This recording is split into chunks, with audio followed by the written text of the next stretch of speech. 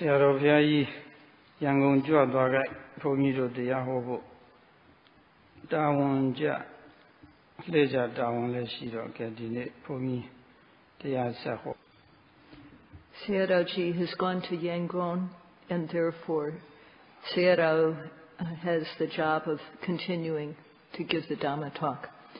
And he's decided to continue the topic that Sayadaw began of the causes for sharpening the ruling faculties, the indriyas. For the yogis, this is a most important topic, the topic of the indriyas, or ruling faculties. And therefore, Sayadaw began to talk about it. Also, TMC Sayadaw spoke about this topic. And no matter how you speak about it, you really can't do it justice. You can't complete talking about the topic. There's much to... He says that he can't talk in as great detail as Sayadaw is going to talk.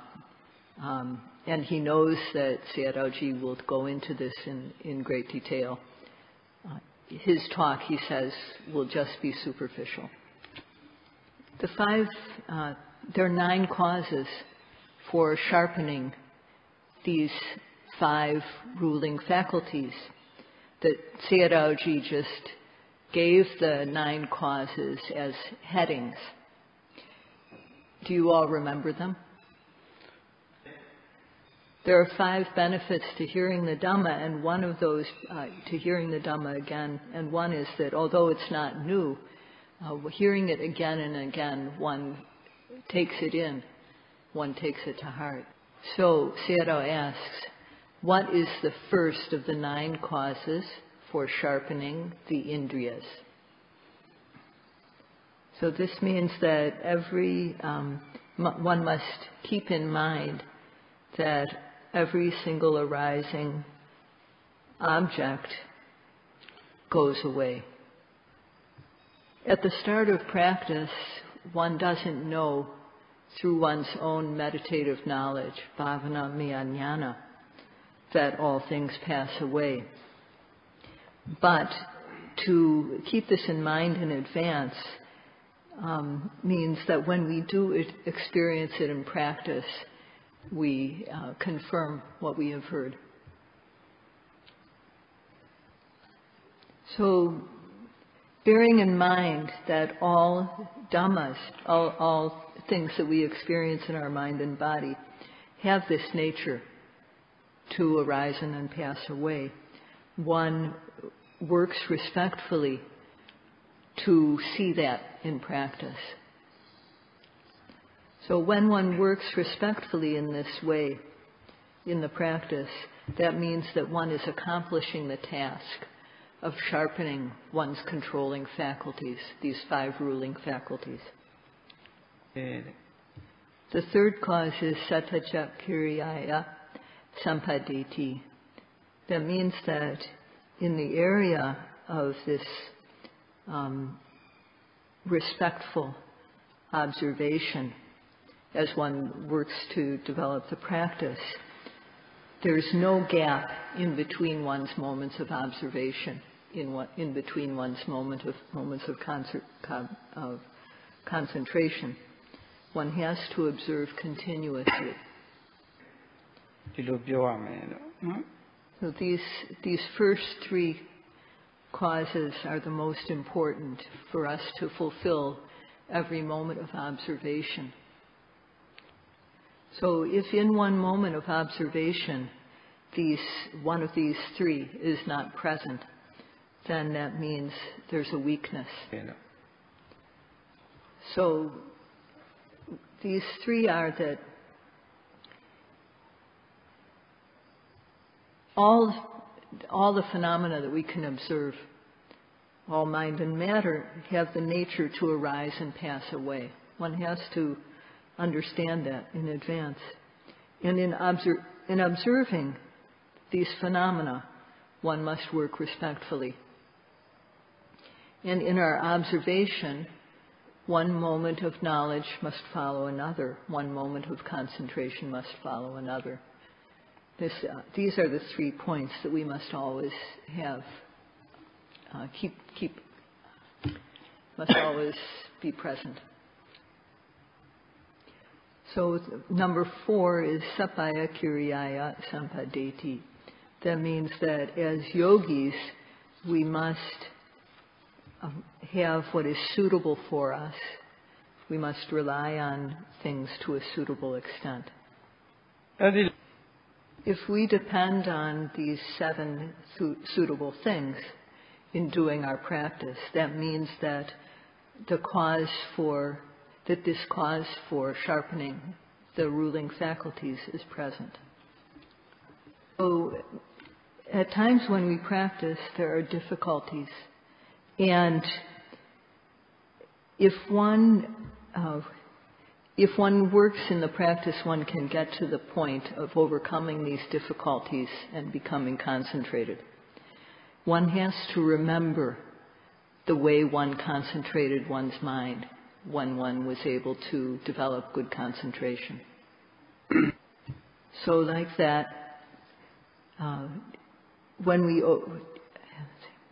in the past we've been able to overcome our difficulties and develop samadhi. So when we encounter a difficulty, again, we remember the way we overcame a similar difficulty or the same difficulty in the past.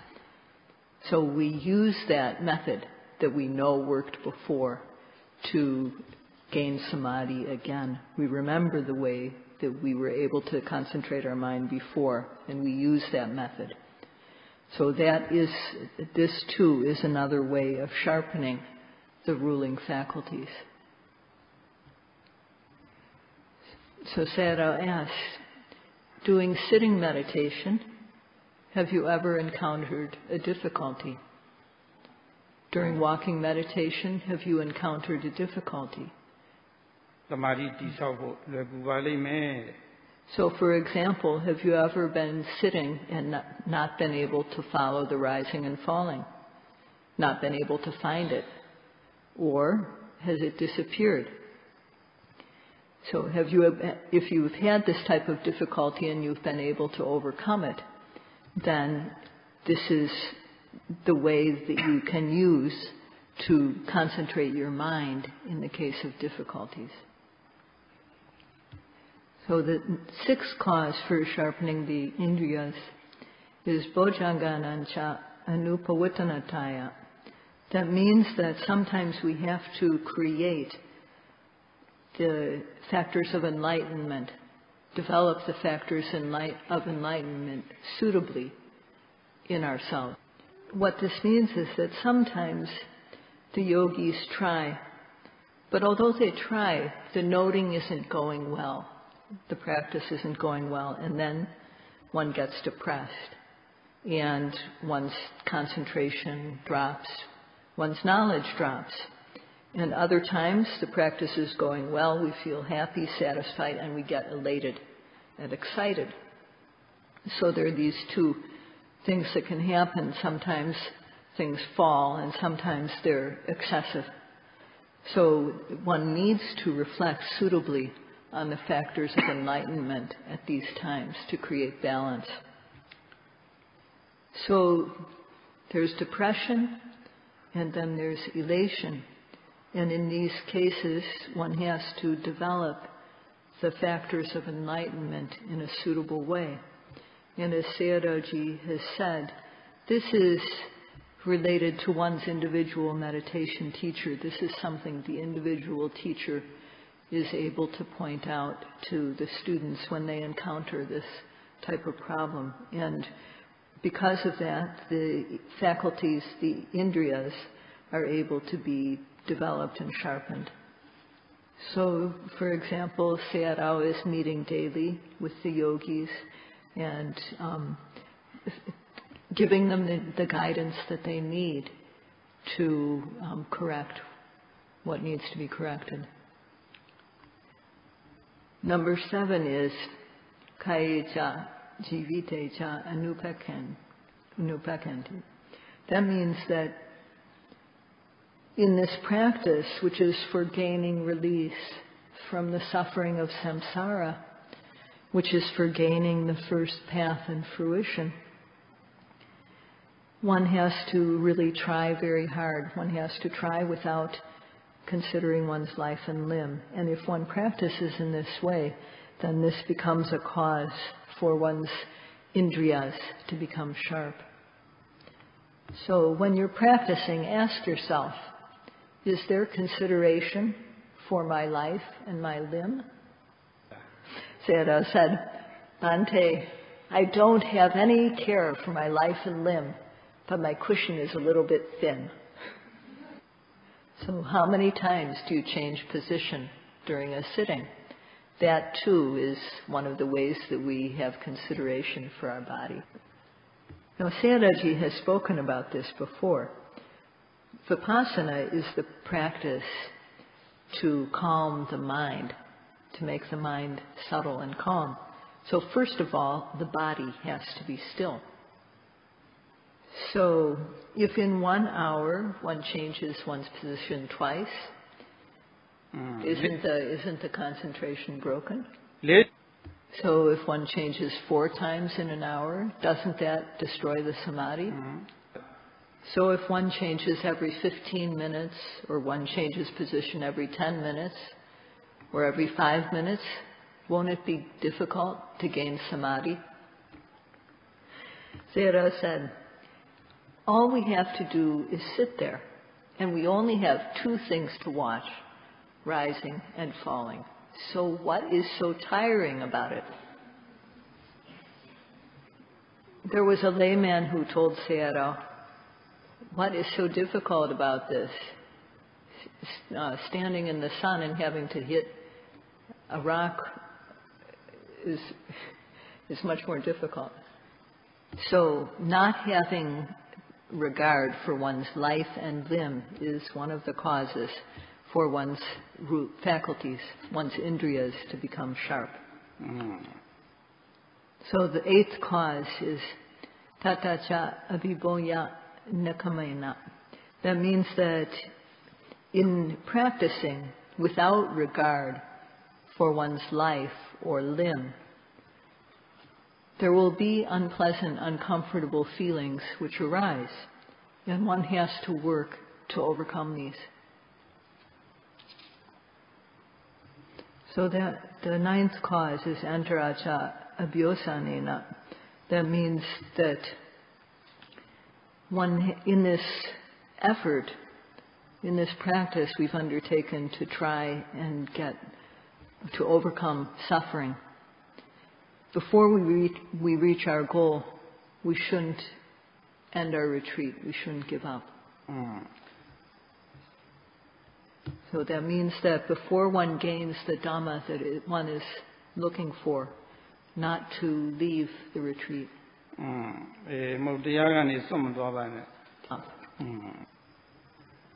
So among these 9 points, these 9 causes for sharpening the ruling faculties, one has to fulfill them appropriately for one's indriyas to become sharp. Among these 9, as Sayadaw mentioned, the most important are that number 1, number 2, and number 3 be present in every single noting. So that means that every time one observes Nama and Rupa, one should understand that these have the nature to arise and pass away. And one should observe respectfully and without a break.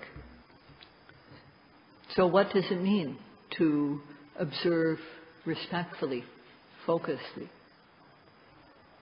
To work respectfully means that when we go somewhere, when we stand up, when we sit down, when we bend, when we stretch, when we perform any action, we do that slowly.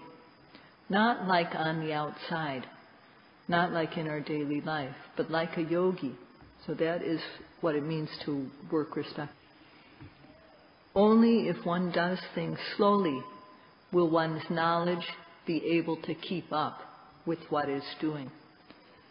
If one does things at the speed that one does normally on the outside, one will never be able to stay in the present moment. So therefore, if one is a yogi, one needs to reduce the speed. And this is very important. When one bends or one stretches, one needs to move slowly so that one can stay in the present. When one lifts the foot, moves, places the foot, one needs to do so slowly so that one can stay in the present moment. To sakachakiriyaya, to observe respectfully, means to observe what is happening in the present moment. That means when one is bending, one has to observe bending. When one is stretching, observe stretching.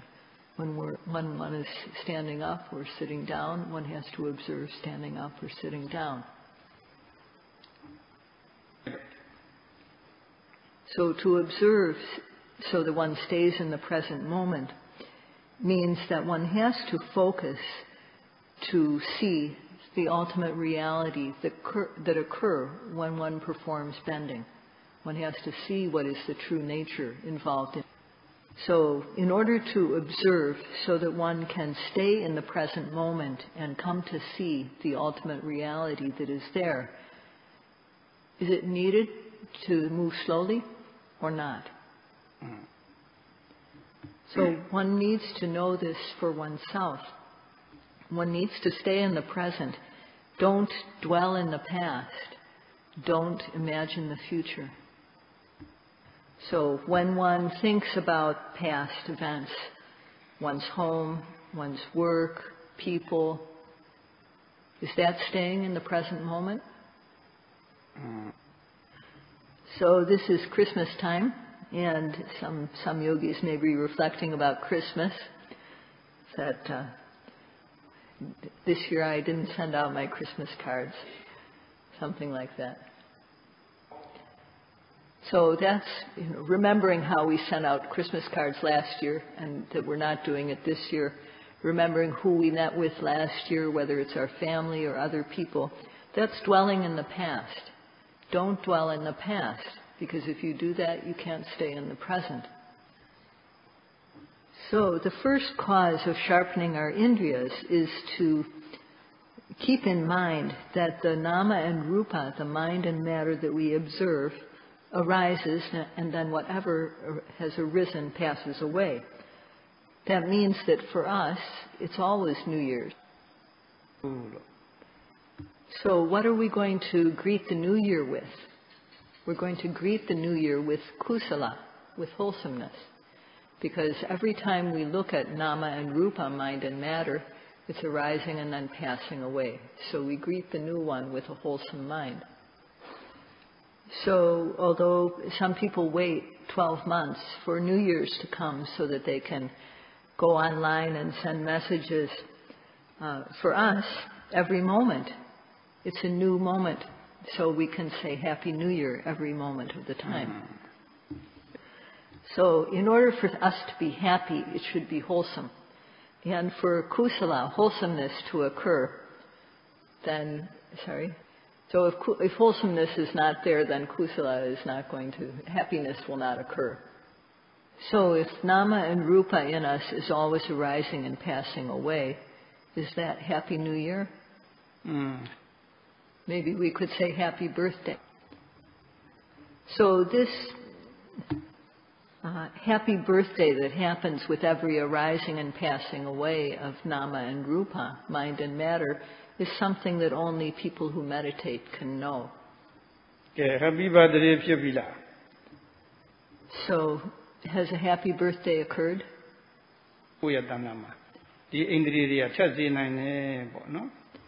So if one hasn't seen how this is a happy birthday every moment of the time, Happy New Year every moment of the time, then one should work to sharpen one's indriyas with these 9 factors. So in order to stay in the present moment, to be able to observe with respect and care, Sayadaw said on another day that one has to move slowly like a sick person.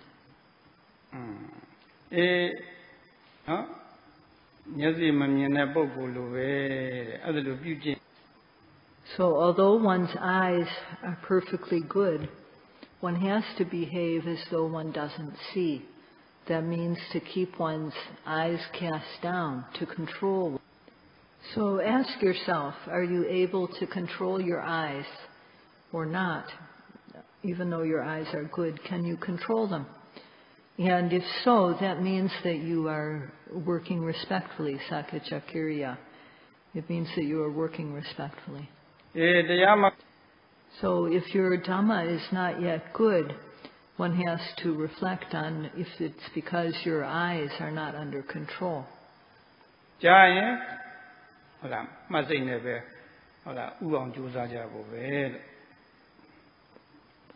So, although our ears are good, we have to behave as though we are deaf.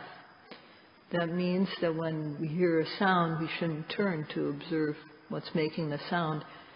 One has to try to observe the phenomena of hearing with one's observing power at the moment it happens.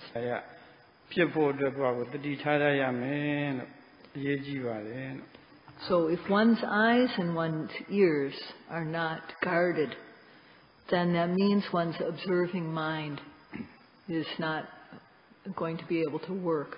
So one has to, these are very important causes. Having our eyes and ears guarded are very important in developing our observation.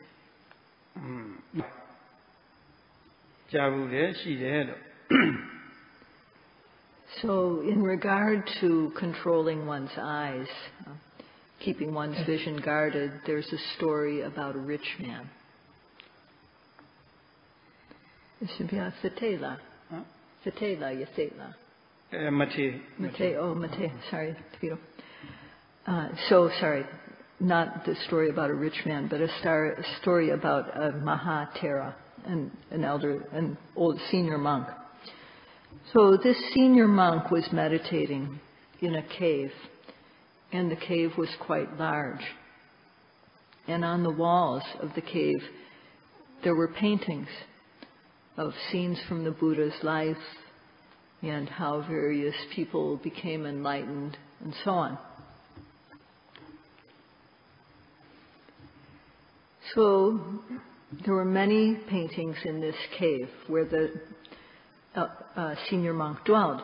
And one day, a young monk came, and he entered the cave and he paid respects to the elder monk, and he looked at the paintings, and he said, "These are very good paintings, Bhante."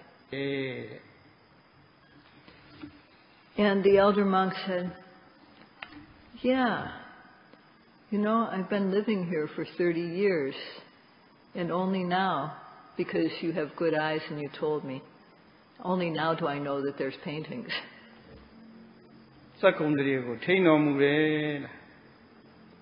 So what that means is the monk lived there for 30 years and meditating, and not once did he look up to see what was on the walls of the cave. So that's how much he guarded his eye faculty. So if you can't manage 30 years, can you manage 3 months? So he'll reduce what he's asking. If 3 months of restraining your eyes is too much, can you restrain them for 3 weeks?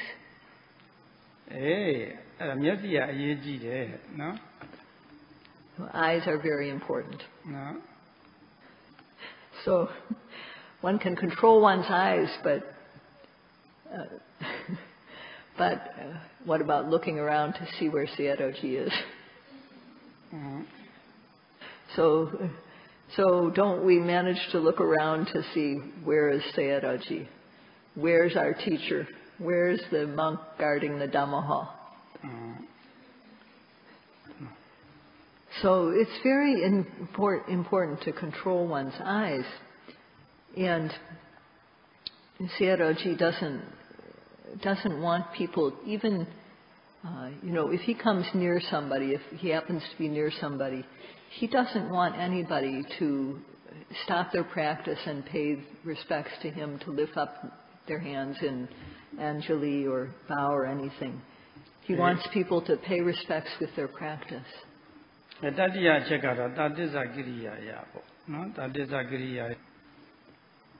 the third cause, Santachakiriyaya, that means that while we are observing respectfully, working respectfully, one moment of observation should follow the next. One moment of concentration should follow the next. Only then will our faculties be sharp. So for observation to be occurring one moment after another without a break, we have three parts, three types of observation that we do: sitting, and then we do meditation while walking, and then we do meditation while we're doing general activities. So among these three parts to our day, the sitting is where it's the easiest for us to get one moment of concentration, one moment of observation to follow the next. So in one sitting, we watch the rising and the falling one after another. We try to catch the rising from start to the end. So we watch one rising, one falling, 10 risings, 10 fallings, 1 minute, 10 minutes. So the sitting is the easiest. And the second easiest for us to have continuity is the walking meditation. So that's the most difficult part for us to have continuity is during observing the general activities. So among these 9 causes for sharpening our indriyas, the ruling faculties, to understand that all mind and matter arises and then passes away, to respectfully observe and to do so without a break. These are the most important. And if we can practice every moment with these 3 factors being fulfilled, then we can virtually, this is enough to make our indriyas sharp. So ask yourself if this sakya-kiriya, respectful practice, is occurring. If one's practice is respectful, then ask yourself, okay, is it continuous? Is there satya-kiriya? So if in one sitting, if one can observe throughout one sitting respectfully and continuously, then one has to take that from the sitting. It doesn't end there. One has to take that from the sitting into the walking. So, and only when one can carry one's walking concentration, the concentration from walking, into one's sitting, will one be able to work continuously. So if these 3 factors are complete, then one will have good energy for developing the indriyas. One will come to see dhammas that one hasn't seen before, and what one has seen before will become more clear. So Sayadaw says, therefore, that may all yogis decide that may all yogis be able to practice continuously and to be able to sharpen their indriyas, their ruling faculties, and realize the end of suffering, the liberation of nibbana in this very life. No, in fact, in this very retreat. And may you decide to practice in such a way that you can truly gain this result. That's all for today. Sadhu. Sadhu. Sadhu. Sadhu.